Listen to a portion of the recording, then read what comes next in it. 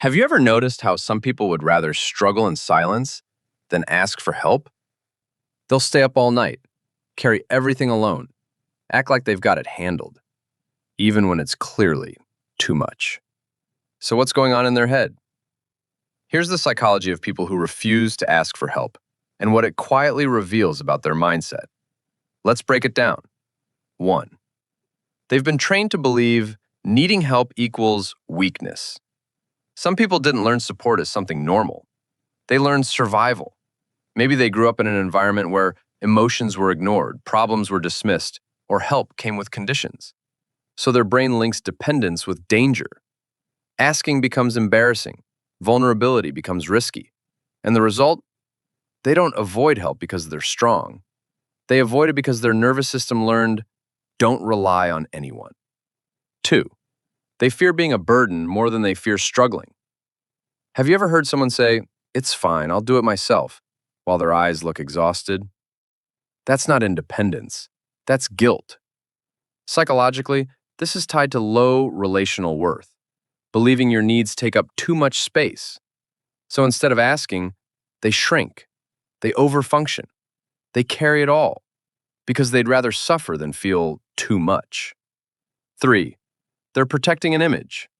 I'm the capable one. Some people build their identity around being reliable, the helper, the one who never falls apart. And asking for help would crack the mask. Psychology calls this impression management, controlling how others see you to feel safe. Because if people see you needing support, you might lose respect, or worse, lose control. So they'd rather be admired from a distance than supported up close. 4. They don't trust people to show up the way they need. This one's deep. Sometimes it's not pride, it's history. If you've asked before and been ignored, judged, laughed at, or let down, your brain doesn't forget. It creates a bias. Help doesn't help. So even when good people are around, the mind keeps scanning for betrayal. And silence starts to feel safer than reaching out. 5. Asking for help forces them to feel what they've been avoiding.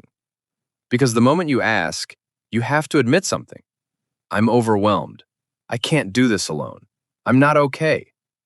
And for some people, that emotional honesty hits harder than the problem itself.